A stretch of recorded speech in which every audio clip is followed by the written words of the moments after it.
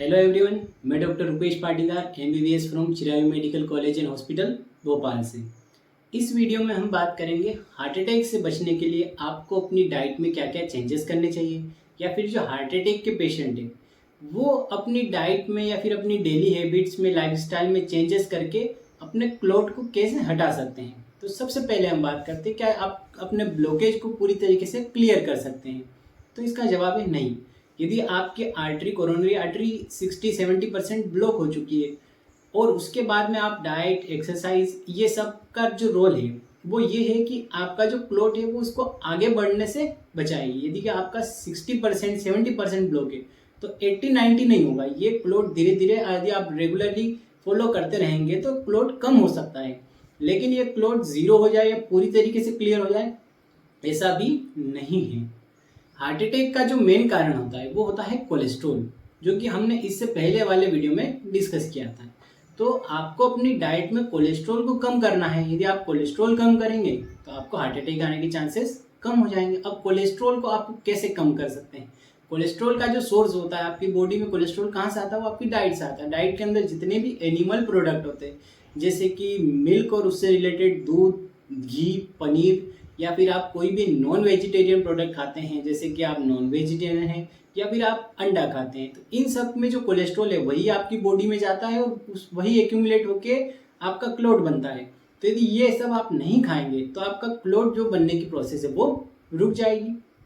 दूसरा जो आपको डाइट में ऐड करना है वो है ओमेगा 3 फैटी एसिड। आपको अपनी डाइट में ओमेगा 3 फैटी एसिड ऐड करना है। ओमेगा 3 फैटी एसिड एंटीऑक्सीडेंट होते हैं, आपका जो क्लॉट है उसको आगे बढ़ने से बचाएंगे, उसको वो फर्दर डेवलपमेंट ऑफ क्लॉट को प्रिवेंट करेगा। आपका क्लॉट है वो धीरे धीरे कम भी हो सकता है।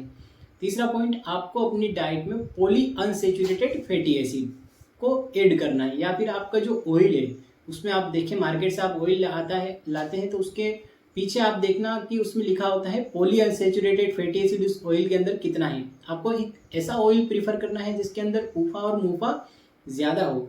हार्ट के पेशेंट में कॉमनली ऑलिव ऑयल प्रीफर किया जाता है। यदि आप ग्राउंड नट यानी कि आप मूंगफली का ऑयल या फिर आप सोयाबीन का ऑयल ले रहे हैं तो उसको आप बंद कर दीजिए, आप ऑलिव ऑयल प्रीफर कर सकते हैं। तीसरा पॉइंट, आपको अपनी डाइट में सेचुरेटेड फैटी एसिड यानी कि जो डालडा घी आता है उसको आपको नहीं लेना है। डालडा घी जितना सस्ता आता है आपकी हेल्थ के लिए उतना ही वो महंगा पड़ सकता है आपको, क्योंकि ये जो ऑयल है, ये जो घी है, आपकी बॉडी में डाइजेस्ट नहीं होता, ये हमेशा जमता ही रहेगा। इसलिए आपको डाइट में डालडा घी नहीं लेना है। इसके अलावा आप की बीपी यदि बढ़ी हुई है या फिर शुगर है तो आप इन दोनों को कंट्रोल करना है।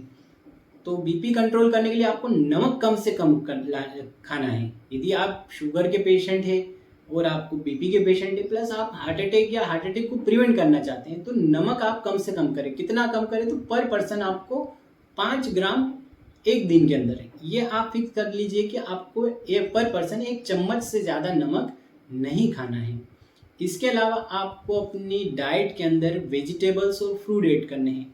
आपको हर दिन अलग अलग हरी सब्जियां खानी हैं और अलग अलग फ्रूट्स खाने हैं। आप ऐसा फार्मूला बना लीजिए कि 200 ग्राम फ्रूट और 200 ग्राम वेजिटेबल डेली आपको खाना है। 200 ग्राम फ्रूट, 200 ग्राम वेजिटेबल, ये आप डेली खाते रहिए, चेंज कर करके खाते रहिए। इनमें क्या होता है कि कोलेस्ट्रॉल नहीं होता। यदि आपकी बॉडी में कोलेस्ट्रॉल नहीं जाएगा तो जो क्लॉट जम रहा है वो बंद हो जाएगा, और यदि आप कोलेस्ट्रॉल को पूरा ही कट डाउन कर देंगे तो वो धीरे धीरे डिजोल्व भी हो जाएगा। तो ये था आपका वेजिटेबल और फ्रूट्स। इसके अलावा ड्राई फ्रूट और सीड्स, अलग अलग तरीके के बीज आपके डाइट में आप ऐड करें। हर तरीके का ड्राई फ्रूट खाएं, और सीड्स के अंदर आप चिया सीड्स, अलसी के बीज, या फिर आप कद्दू के बीज, या फिर वाटरमेलन, इनके सीड्स आप अपनी डाइट में ऐड करें, क्योंकि इनके अंदर जो माइक्रो न्यूट्रिएंट होते हैं वो आपकी ओवरऑल बॉडी, आपकी हेल्थ के लिए, आपकी हार्ट की हेल्थ के लिए, आपकी आर्टरीज के लिए बहुत ज़रूरी होते हैं। या आपकी आर्टरीज की जो एजिंग होती है उसको प्रिवेंट करेंगे। आपके आर्टरी की एजिंग धीरे धीरे स्लो डाउन हो जाएगी और आपका ये जो क्लॉट है वो धीरे धीरे आगे बढ़ेगा या फिर स्टॉप हो जाएगा।